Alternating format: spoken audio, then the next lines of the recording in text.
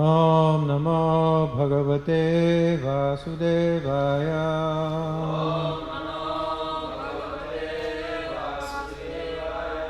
Om Namo Bhagavate Vasudevaya.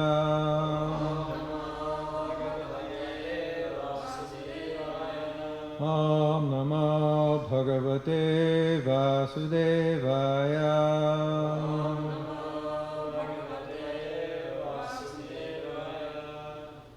Srimad Bhagavatam, Canto 1, Chapter 7, the son of Drona punished. Today's text 29 through 33. 29 word meaning. Sutta Goswami, Uvacha said, Sutva, after hearing, Bhagavata, by the personality of Godhead, Proktam, what was said, Palguna, another name of Sri Arjuna, Paraviraha, the killer of the opposing warrior, Sprishtva, after touching, Apaha, water, Tam, him, Parikramya, circumambulating, Brahman, the Supreme Lord, Brahma Astram, the supreme weapon, Sandadhe, acted on. Sutta Uvacha Shrutva Bhagavata Proktam Haguna Paravira Sprishtvapastam Parikramya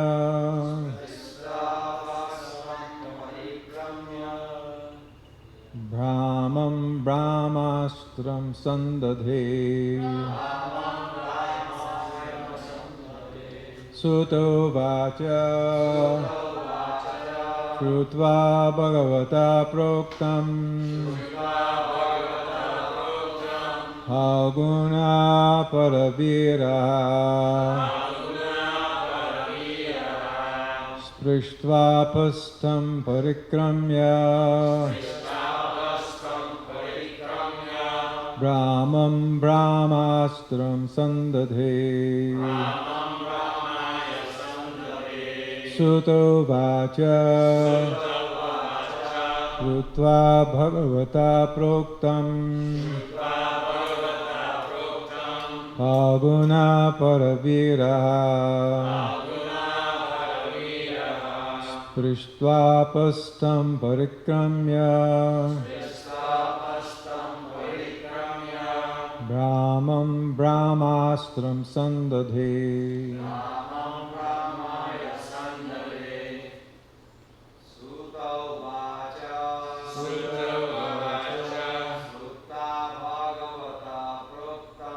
Shrutva Bhagavata Proktam Haguna Paravira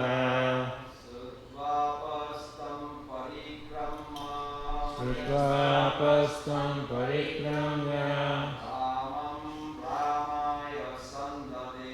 Brahmam Brahmastram. Oh, it says Brahmaya there? Oh, it says Brahmastram here. What does it say in the word for word there? What does it say for the Brahmaya to counteract the Brahmastra? Huh. Okay.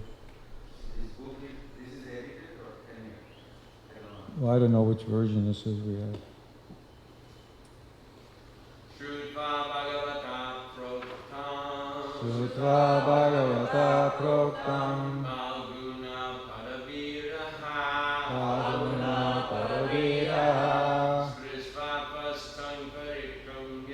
Sprishtvapastam Parikramya Brahmam Brahmaya Sandare.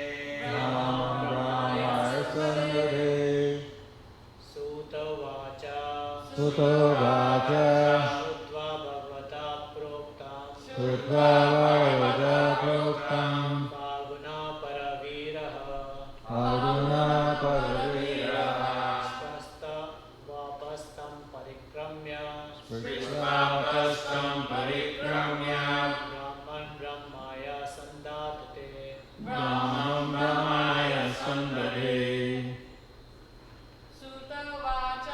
Suto Vacha Shukva Bhavata Proktam Bhavuna Paraviraha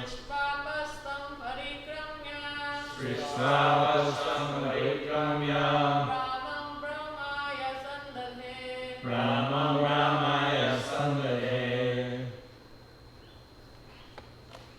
Translation. Sri Sutta Goswami said, hearing this from the personality of Godhead, Arjuna touched water for purification, and after circumambulating Lord Sri Krishna, he cast his Brahmastra weapon to counteract the other one. So I'll just read through all of these. Sanghatyan yonyam ubhayos tejasi sarasamvrite avritya rodasi pancha pravridhate karvandat. When the rays of the two Brahmastras combined, a great circle of fire, like the disk of the sun, covered all outer space and the whole firmament of planets. See the Prabhupada's purport. The heat created by the flash of the Brahmastra resembles the fire exhibited in the sun globe at the time of cosmic annihilation.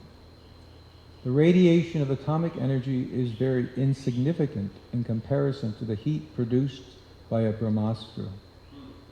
The atomic bomb explosion can, at utmost, blow up one globe, but the heat produced by the Brahmastra can destroy the whole cosmic situation. The comparison is therefore made to the heat at the time of annihilation. Text 31. Drishvastra tejastutayos trilokan pradahan mahat Gayamana praja sarva samvartakam amansita. All the population of the three worlds was scorched by the combined heat of the weapons. Everyone was reminded of the samvartaka fire, which takes place at the time of annihilation. Purport. The three worlds are the upper, lower, and intermediate planets of the universe. Although the Brahmastra was released on this earth, the heat produced by the combination of both weapons covered all the universe, and all the populations on all the different planets began to feel the heat excessively and compared it to that of the Samvartaka fire. No planet, therefore, is without living beings, as less intelligent materialistic men think. 32. Prajopadravam alakshya lokavyatikaram chatam matam cha vasudevasya sanjahar arjuno dravam. Thus, seeing the disturbance of the general populace and the imminent destruction of the planets, Arjuna at once retracted both Brahmastra weapons, as Lord Sri Krishna desired. Purport. The theory that the modern atomic bomb explosions can annihilate the world is childish imagination. First of all, the atomic energy is not powerful enough to destroy the world, and secondly, ultimately it all rests on the supreme will of the Supreme Lord, because without His will or sanction, nothing can be built up or destroyed. It is foolish also to think that natural laws are ultimately powerful. Material nature's law works under the direction of the Lord, as confirmed in the Bhagavad Gita. The Lord says there that natural laws work under His supervision. The world can be destroyed only by the will of the Lord, and not by the whims of tiny politicians. Lord Sri Krishna desired that the weapons released by both Drauni and Arjuna be withdrawn, and it was carried out by Arjuna at once. Similarly, there are many agents of the all-powerful Lord, and by His will only can one execute what he desires. And the last verse, text 33. Tata asajya tarasa darunam gautami sutam bandhamarsha tamasha sashunya sanayayata. Arjuna, his eyes blazing in anger like two red balls of copper, dexterously arrested the son of Gautami and bound him with ropes like an animal.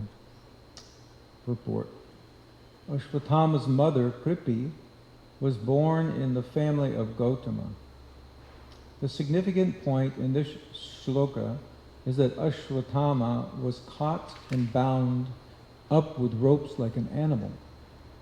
According to Sridhar Swami, Arjuna was obliged to catch this son of a Brahmana like an animal as part of his duty, dharma. This suggestion by Sridhar Swami is also confirmed in the later statement of Sri Krishna.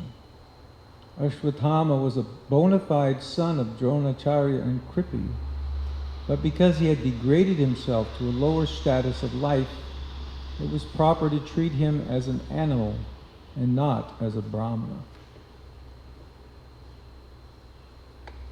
Om Jnana-timirandhasya Jnana-anjana-shalakaya Chukshurunmilitam Mena Tasmai Shri Gurave Namaha.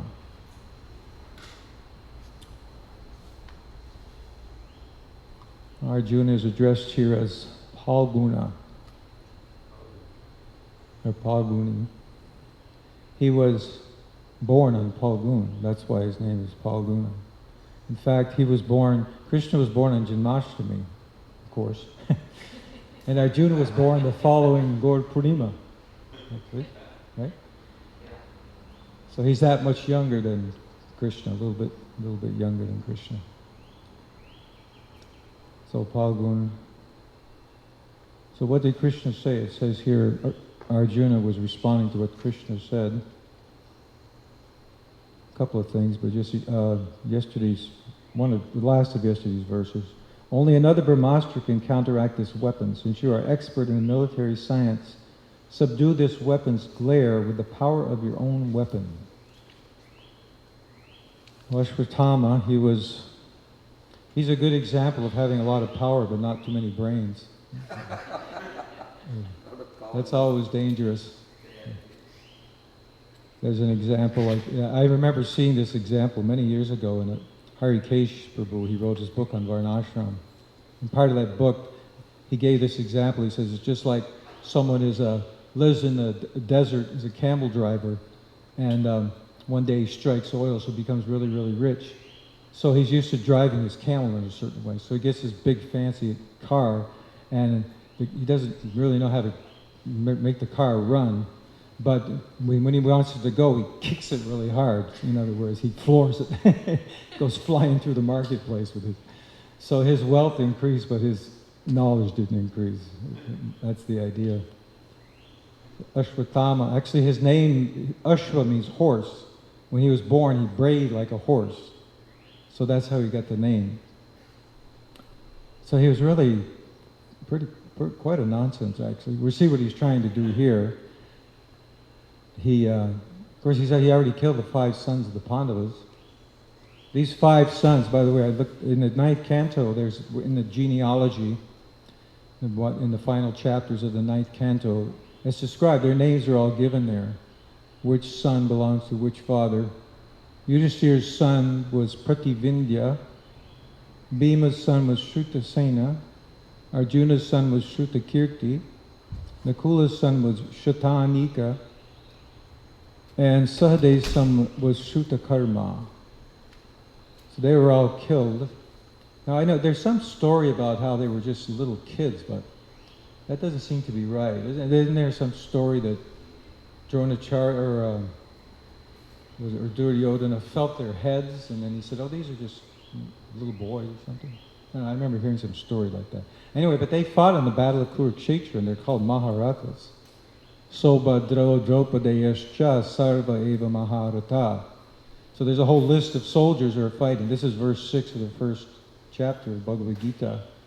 So they're included in the list of Maharathas. Sobhadra means Abhimanyu, the son of Subhadra, and Draupadeyas means the sons of Draupadi. That means these 5 that I just mentioned. So they are all considered Maharathas. Sarva eva Maharata. So I don't think they were little boys. They were grown men, or at least older. Of course, Abhimanyu was only 16, I think, so maybe they were only as old as him. I don't know for sure. So these, actually, the Pandavas, they all had other sons as well. This came to mind because I was thinking, what happens later in the beginning of the next chapter? Ashwatthama doesn't give up. He's punished. But then what happens, Krishna is ready to leave Hastinapur and go back to Dwarka. And this is just where, next chapter is Kunti offering her prayers. So of course she's offering her prayers when Krishna's about to leave. But as they're gathered there, then Uttara runs up and says, "Please save my child. Some horrible fiery weapon is coming, and it's okay if it kills me, but please protect the child in my womb." So it's often stated that Parikshit is the only remaining descendant of the Pandavas, so that he's the one who's going to rule next. He's actually a grandchild of these. But they had, the Pandavas, they had other wives and they had other children from these wives. And what happened to all those other children, I'm not sure. Some of them, I know that some of them were actually killed at Kurukshetra. But one I know wasn't, so I'll mention that. But anyway, this is the list here. This is from the 9th canto again. Yudhishthira and his brothers begot other sons and other wives. Yudhishthira begot a son named Devaka through the womb of Paudavi.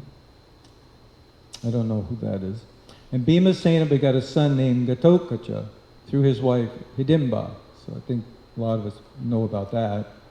After they escaped from the house of Lac, that's when Arjuna married Hidimba and had a son, Gatokach, who also fought in the Battle of Kurukshetra.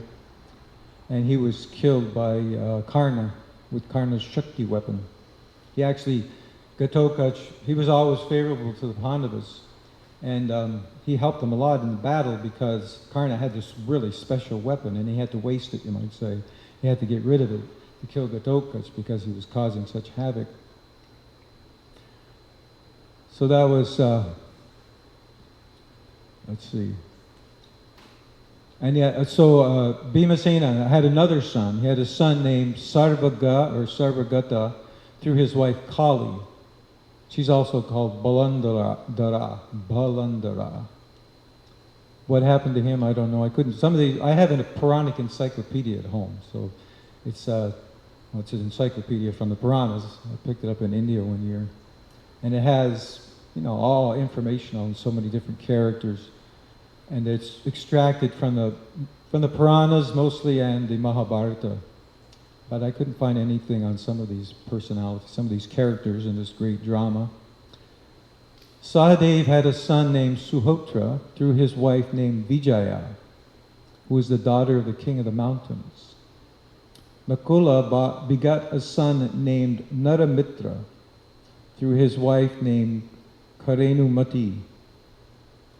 Similarly, Arjuna begot a son named Iravan through his wife known as Ulupi, the daughter of the Nagas, and a son named Babruvahana by the womb of the princess of Manipur.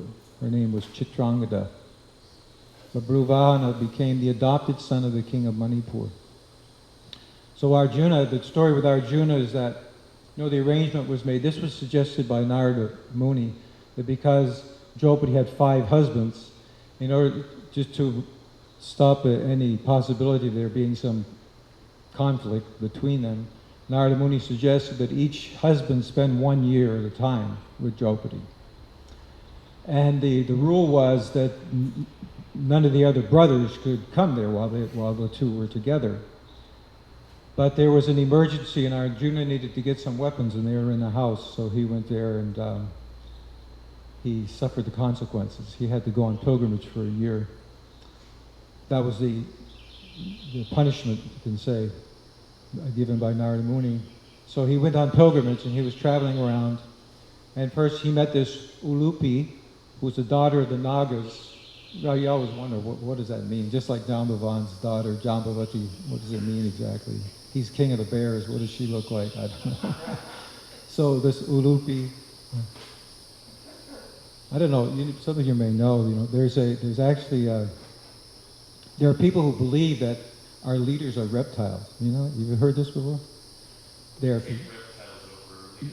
Our leaders are, somehow they belong to some reptilian race, and they're able to shapeshift and look like, President Trump or whatever, whoever. And by one of the sources they cite is the Vedas, because they talk about the Nagas. So anyway, Arjuna consorted with this Ulupi and had a son named Iravan, and then he went to Manipur. And he had a son through Chitrangada, the princess of Manipur, and that was Babruvahana. So then Arjuna, he continued on pilgrimage, and he said, well, I'll come back at some other time. Then the whole war went on, the battle went on, and they won the battle. And after the battle, Yudhishthira performed Ashwamedha Yagyas. And part of that yagya apparently is to take a horse. I know they had the challenge horse, that comes earlier. But Arjuna was traveling around with a horse, and when he got to Manipur, his mother told him to steal the horse. So that initiated a battle, and there was a big battle that took place, a big fight between Arjuna and Babruvahana. And Arjuna was actually killed. So of course, let's see, which one knew about it? I get to anyway, because there are two wives, Ulupi and Chitrangada. Let me backtrace a little bit here. So what happened? Why did Arjuna get killed? Arjuna got killed because during the battle of Kurukshetra, there was only one way to kill Dronacharya, and that was if he was somehow distracted. Right? So what did Arjuna do? He placed Shikhandi in front of him. Because Shikhandi was Amba in his last life. And Shikhandi, of course, was a woman. So Dronacharya, he knew about this. Right? So he knew that this Shikhandi had been a woman, so he wouldn't fight with him. So he wouldn't shoot his weapon, so Arjuna was... What? Oh, Bhishma, I'm sorry. Not Drona, Bhishma, that's another story. Bhishma. Bhishma, of course, Bhishma was the one who kidnapped Amba. So Bhishma wouldn't fight, so Arjuna was able to kill Bhishma because of Chitrangada. So Ganga Devi, the mother of Bhishma, she was displeased by this. She was angry at Arjuna, and she cursed Arjuna that he would be killed by his own son. Because Bhishma Devi was killed by Arjuna, which is like a son, his grandson. So that's how Arjuna was able to be killed by Babruvahana. But one of the wives, I forget which one did which, but one of the wives said, please, Chitrangada, she went to Ganga, she asked Ganga, please, can you, withdraw this curse? And she said, well, no, he'll die, but he'll be able to be brought back to life with this stone called Mrityu Sanjeevani stone, a special gem. And so that's what happened after Arjuna was killed. Then one of the other wife, Ulupi, I guess, was lamenting, and then the stone was brought, and then it was put on Arjuna's chest, and he was brought back to life. So then they all went to Hastinapur, and Babruvahana, he was still alive after the battle of Kurukshetra, and he was living there in Hastinapur. And in fact, he was there when Krishna left to go back to Dwarka. So one wonders, why wasn't he an heir to the throne? I don't know what the story is, why he wasn't made the king, because even you would say, well, Yudhishthira was the oldest son, so his son would naturally be the first in line. But, of course, all their sons were killed, at least the 5 sons of Draupadi. But then who became the heir to the throne? Not a descendant of Yudhishthira, but a descendant of Arjuna. So you wonder, well, why did they skip? Why did Babruvahana not become the king? Why did it jump to Parikshit Maharaj. Anyway, that's a little background about them. So let's see here. So we talk about the two Brahmastras combining. Prabhupada says two things here. In one purport he says, first he says that you can maybe blow up the globe, but then he says, well, that's foolishness to think you can blow up the globe. And then he also says it can destroy the whole cosmic situation. So of course the whole cosmic situation means all of the universes together. So at most, you could blow up, theoretically, you might say, one universe, but not all the universes together. And the whole, of course, this Brahmastra, what does Brahma mean here? Of course, Brahma can mean different things. Brahma can mean just spirit, so it's a spiritual weapon. But Brahma also means the hymns of the Vedas, which Prabhupada, he mentions it, I think. He threw the hymns of the Vedas, I think Prabhupada calls it in one, that's what Prabhupada uses as a translation. So the idea is that you produce this weapon by some incantation. You chant the mantra, and that's how you're able to produce it. So you're able to manipulate through Vedic hymns. That's one reason why it's called Brahmastra. Astra, of course, means a weapon. So a weapon that's invoked through Vedic hymns. Now I thought it was interesting that we find this in different places where it says that Arjuna touched water. And I was wondering, what's with that exactly? What's that all about? Why did he have to touch water? It seems so insignificant. He's going to create a weapon that can practically blow up the universe, but he has to touch water first? Well, somehow that's part of the process of invoking the mantra. You do this, this auspicious thing to invoke the mantra. There are kinds of auspicious things. And that's another thing I wonder about. Why are they auspicious? It just seems like eternally, well, they must be eternally. It's just part of material nature, the way Krishna created this world, that certain things are auspicious. Now, I went through the Bhagavatam and I came up with a list of some of the things that are mentioned in different places that are considered auspicious. We know one, for example, well, anything that having to do with a cow, of course, is auspicious. And the switch of the cow, the hair on the tail of the cow, like when something happens to Krishna, then they move that switch of the cow around. I always wonder if it's just the hair or if it's actually the cow standing there and moving the tail around. I'm not sure. Or more like a chamara, maybe it's just the hair.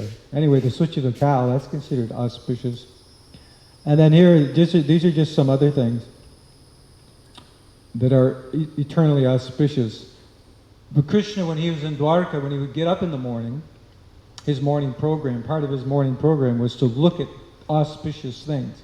So he would look at ghee, a mirror, I guess most of us do that to put tilak on, the cows and bulls, the brahmanas and the demigods. I guess that means a murti.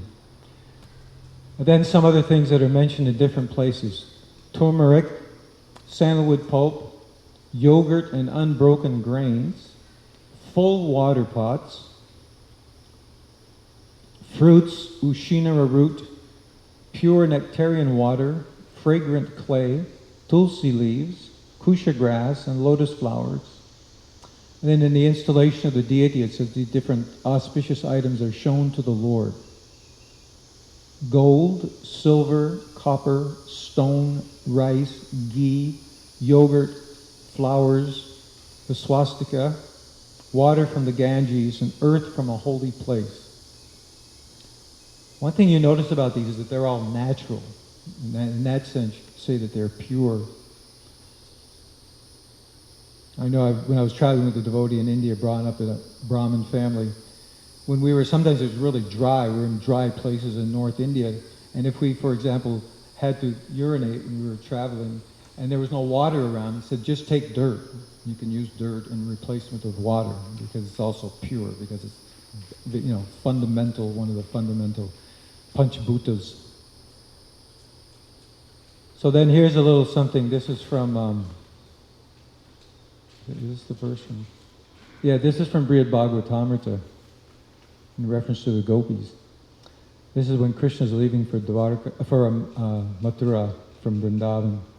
Though the young gopis were pained at heart at the thought of soon being separated from Krishna, Mother Yashoda had them sing transcendental songs for his good fortune and ceremoniously carry full pots and other auspicious items. This is another idea. When someone is leaving to go someplace, you want the atmosphere to be very auspicious.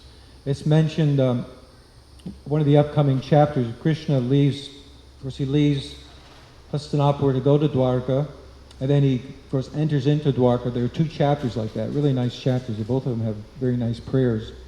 So it said there when Krishna was leaving Hastinapur, or maybe it was later, another time when Krishna was leaving Dwarka, I forget which one. Anyway, it said there that the ladies were trying to control their tears because they were feeling sad that Krishna was leaving, but they were crying. But the verse actually says they didn't want to cry because that was considered inauspicious. So here it says that the gopis, Mother Yashoda wanted them to do something auspicious because Krishna is leaving, go to Mathura. So that they were supposed to sing transcendental songs and carry full pots and other auspicious items. And in the commentary, Gopi Pranadhana Prabhu says, no matter what ecstasy impeded them, the gopis had to do their service.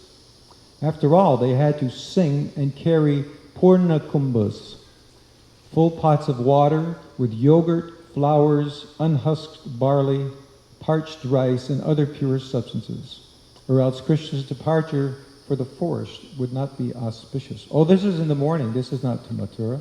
This is just Krishna. This is a daily affair. This happens every time Krishna just goes for the day. They have to do all these. And then here's some other things that come up. Water pots, ghee lamps, rice paddy, yogurt, mango leaves. And then in the, this is from the Pancharaja Pradeep, the deity worship manual.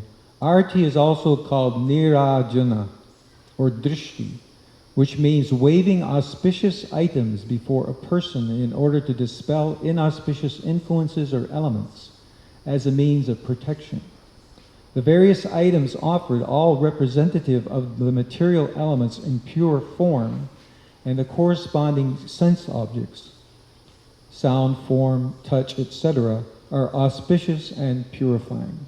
So that's one of the reasons why we offer the particular items that we do, because they represent sound, form, touch. Of course, we have fire, earth, water, and so on.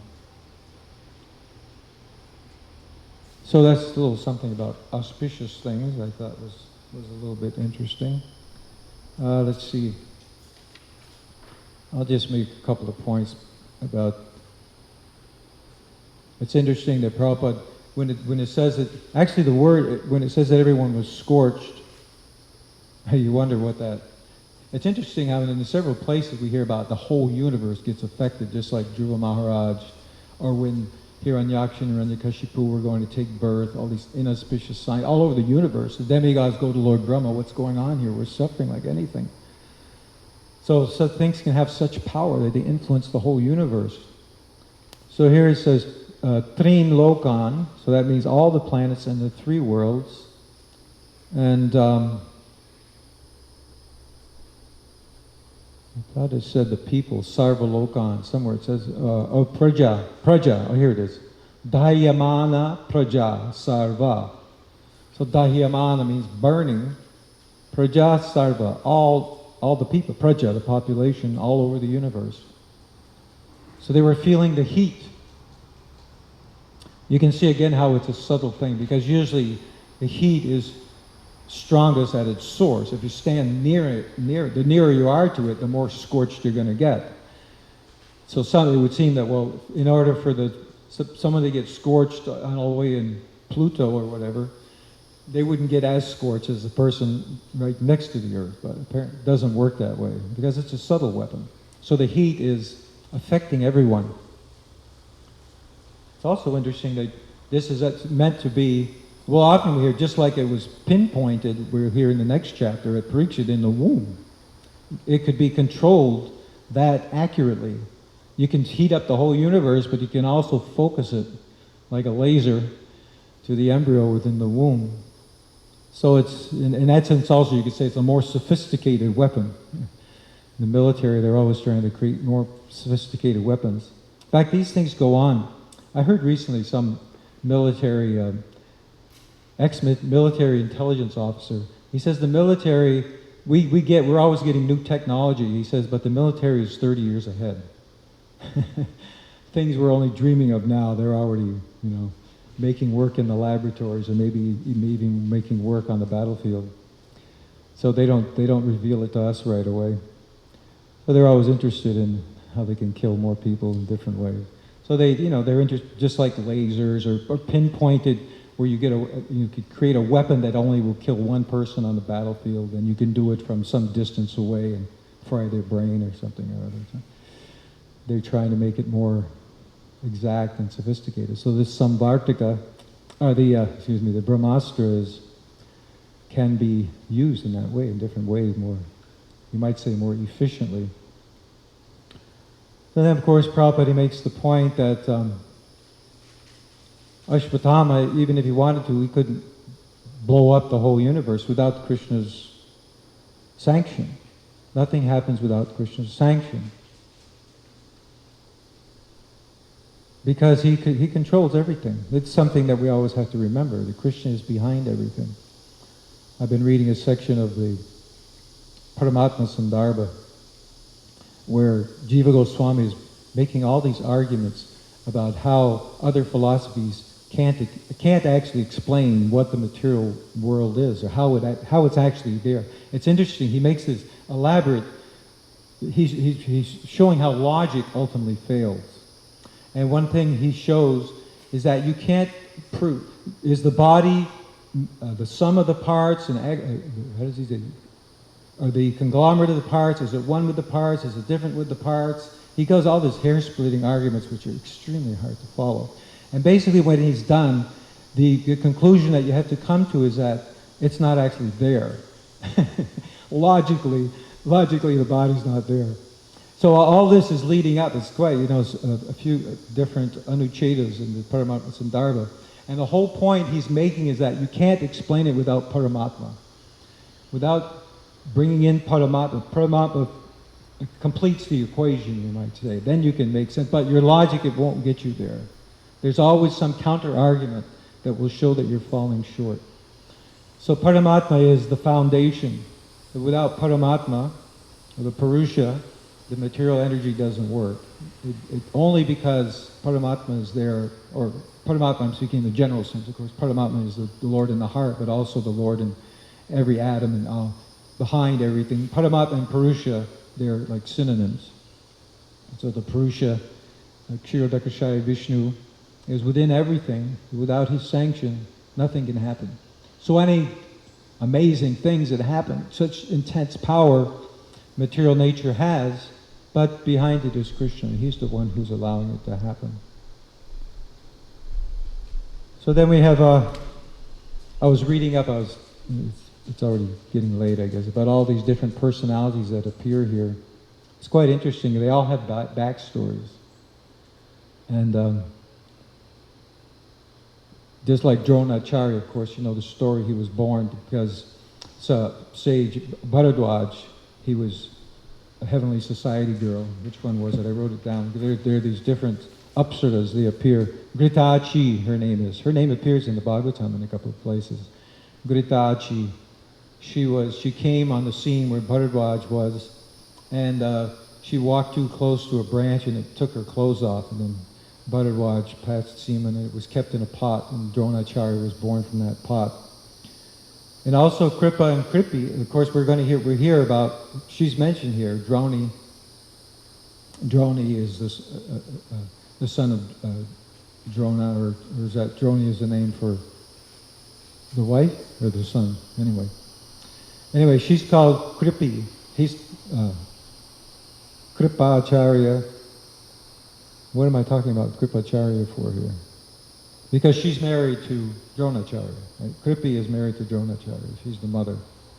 So she was also born in a similar kind of way. This sage Sharadvan, he saw an apsara named Janapadi, and he also passed semen. And twins were born, Kripa and Kripi, and they were raised by King Shantanu. And these stories, they all get connected. Then you hear about different, Shantanu, King Shantanu, he was the father of Bhishma Dev, And he had a special power. This is mentioned in the Bhagavatam, actually. He had a special power that anybody he touched, that person, if they were old, it would become young again. Shantanu. Tanu means body. I was trying to figure out the Shan part. I couldn't. I looked for the Sanskrit roots and tried to figure out how this works, but that's how he got the name Shantanu. Anyway, so he raised Kripa and Kripi married Dronacharya. Both Dronacharya and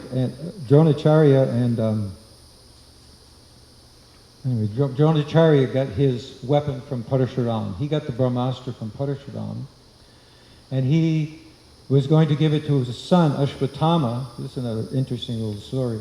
Ashwatthama, of course, he was teaching all the Dronacharya was teaching. He was the guru.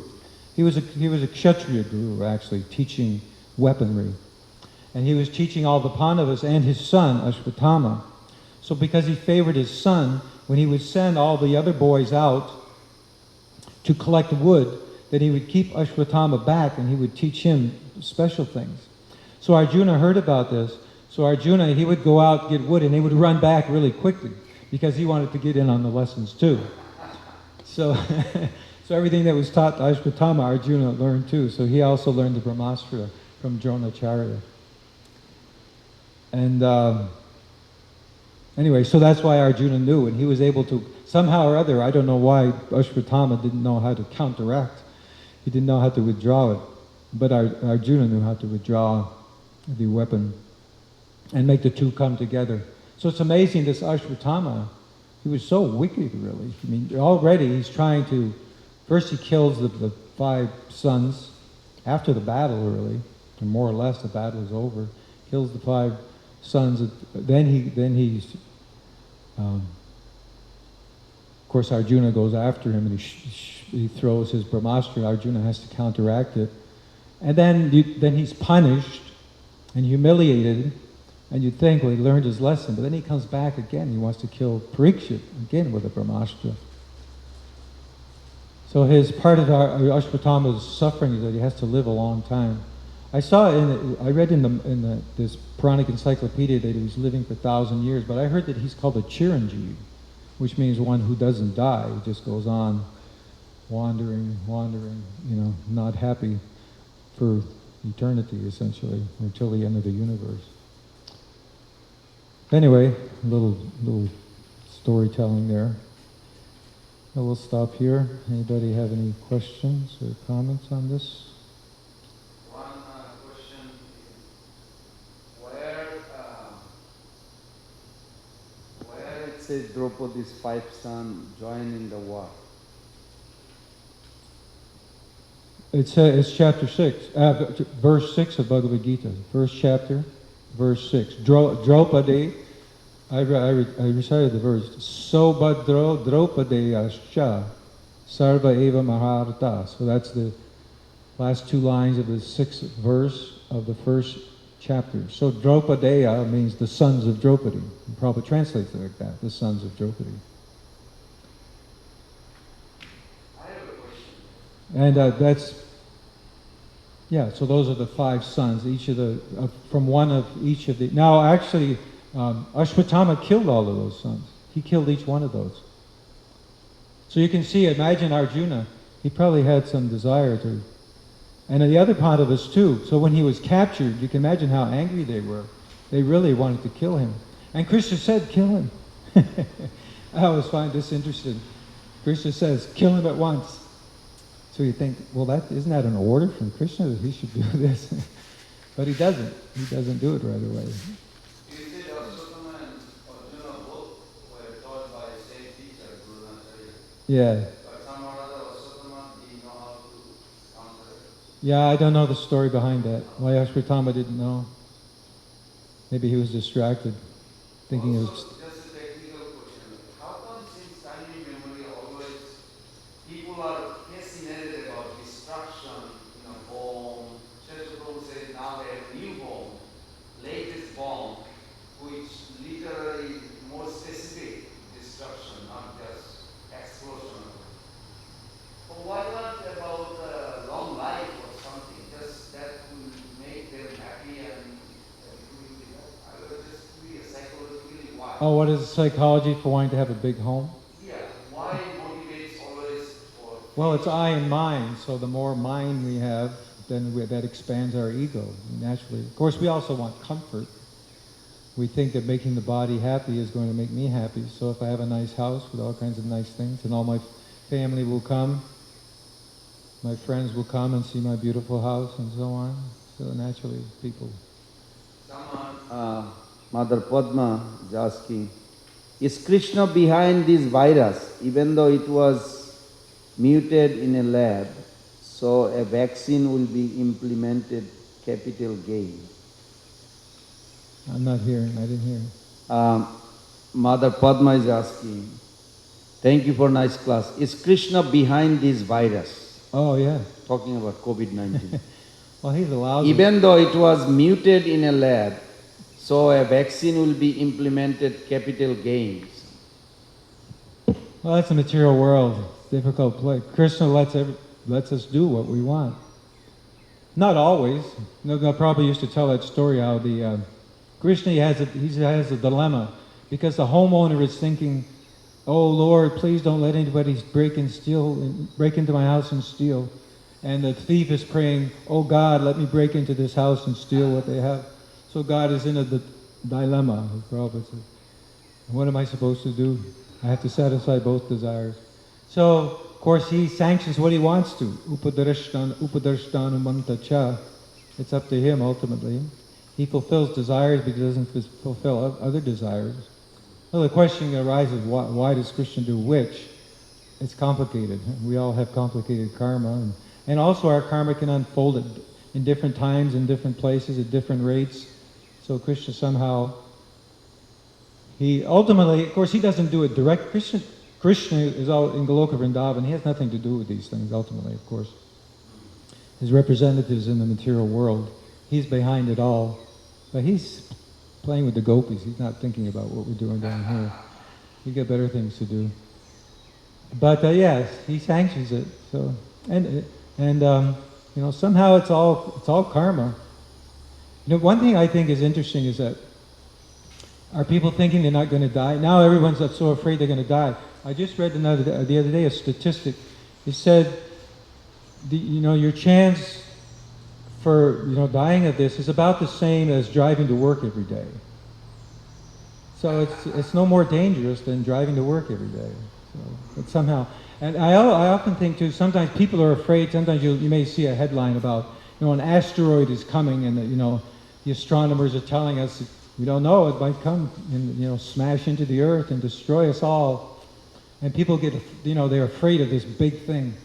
But for me, it doesn't matter whether I get run over by a car, hit by an asteroid. What's the difference? The result, but somehow we're more afraid of the asteroid than we are about That's our illogic. That we're afraid of things that are not. There's no need to worry about a lot of dangers. But of course, what material life means, we're always afraid. Of course, one thing or another. But there's a lot of illogic in the way human beings think. Mother Vishnupriya is asking, did anybody die from Brahmastra being released? Did everyone die in this? Did anybody die? We're not hearing here that anyone died. Arjuna withdrew it. Apparently, it says that they were scorched. I don't know if they were burned. Usually you think scorched, like you touch a hot pot and you really get third-degree burns or something. But it seems to be here, the way Prabhupada is saying it, they were just feeling the heat. That's he's translating it as scorched, but there's no mention that people were actually killed by it. But Prabhupada did say it can destroy the whole. It can, yes. But Arjuna withdrew it before it caused all the damage. Yeah, it's hard to, what do we know about these things?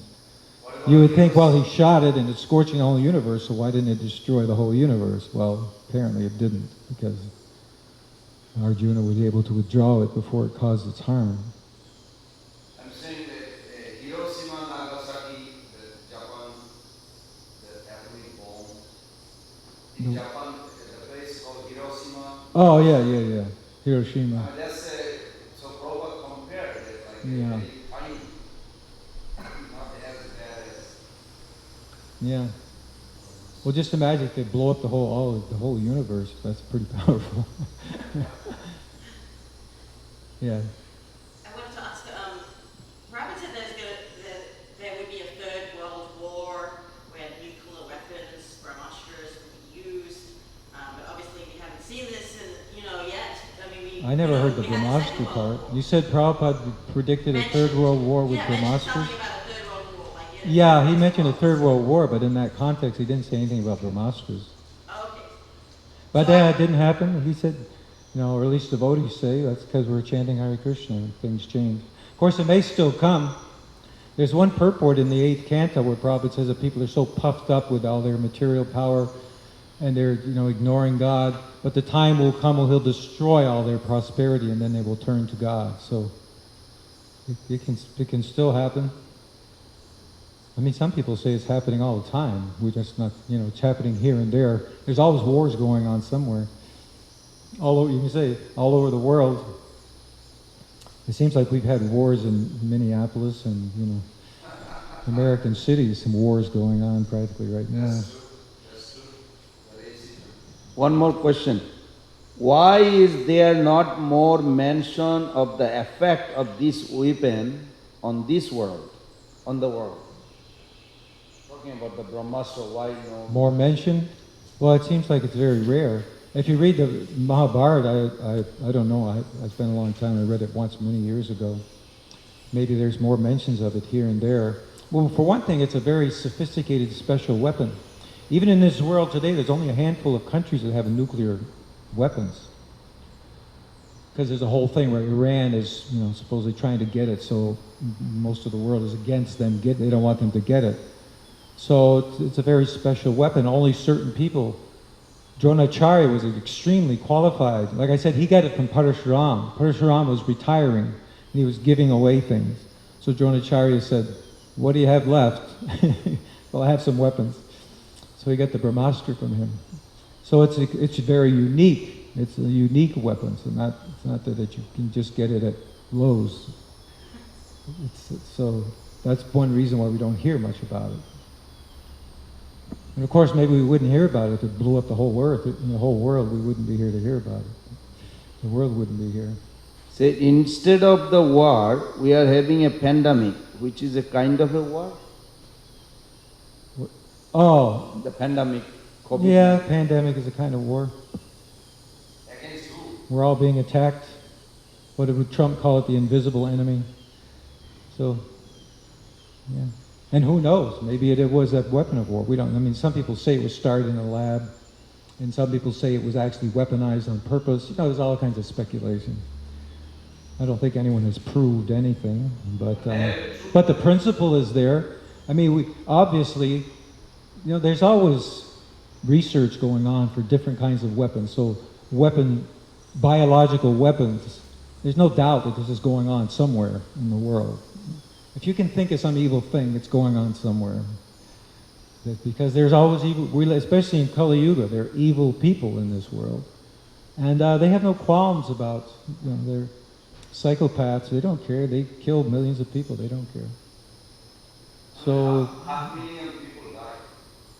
That's a fact. and people are dying from it, so who knows where it all started. Yes.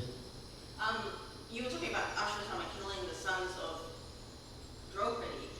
So obviously this sounds kind of evil. We kill people's children. I mean, what is that like?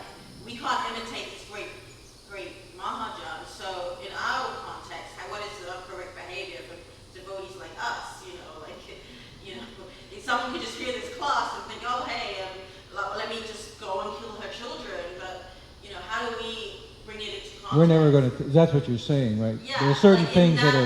in 21st century America, killing other people's children Yeah. are not considered like... Of course, people are killing their own children, so that's worse. Yeah. I read recently, Roe v. Wade, that Supreme Court decision was back, when was it, 60s or 70s? Since then, 60 million babies have been killed. 60 million babies have been killed in the womb. And there's one political party in the United States, you can't actually be anti-abortion and be part of that, a member of that party. Basically, they'll kick you out. So that's how, it's just an acceptable thing. It's okay to kill the child in the womb. And they have late-term abortion and partial birth abortion. And, it's just horrendous. It's the most despicable thing you can't even imagine, killing your own child in the womb. So that's, sometimes the anti-abortion groups, they talk about, of course, there was a Holocaust where 6 million Jews were killed. So they think, well, we have a Holocaust, 60 million children have been killed in the womb. If that's not a Holocaust, it is. So there are certainly big demons, and people become affected. They think it becomes commonplace that, oh, it's okay, yeah, it's not a big deal. Yeah, it's part of our modern culture. Abortion is okay. So that's just off the top of my head. That's a kind of evil that some people commit. So, unfortunately, a lot of people are in that mindset that this is okay. Ashwatthama was thinking, it's okay, I'll kill this one child in the womb. But now millions of people think it's okay to kill a child in the womb. So there are also demons. Demoniac mentality is there, spread throughout the world. That's the influence and it's just going to get worse. Just imagine, it's just going to get worse. So that's why we have to spread Krishna consciousness and influence people, change the consciousness. It's a big task. One more question from Gosto Bihari Prabhu. Why do Brahmana have to have the secret of this heavy weapon? Why would the saintly class even have this? Well, we have a good example of it right here. Good thing Arjuna had it, right? You don't want only the good guys to have, the bad guys to have weapons. People make this argument, there's pro-gun and anti-gun. So they say, well, if you don't let the law-abiding citizens have guns, how will they protect themselves from the bad guys? Because they're always going to have guns. So that principle is there. Let the law-abiding, Arjuna, the Kshatriyas were trained because they had to fight against the evil. So they had to be armed themselves. This is... Army, right? And of course, yeah, the armies, the Kshatriyas, the armies were... Of course, the Kshatriyas were able to protect people. They were trained that way. That was their job. Even the Vaishyas, actually, we hear about the Brajvasis. They had their bows and arrows. So they also had their little security force to protect especially the women and children, the more at-risk population. So there has to be strength. The Kshatriyas have to be powerful. And that's why they had to do things that sometimes we would think, it's not so nice. They went out in the forest and they killed animals, different kinds of animals, because different animals have different characteristics, different skills, so they killed different ones. And Prabhupada said they learned to kill because, he said that because they were naturally dharmic people, Kshatriyas, they're good people. So for a good person to kill is not an easy thing.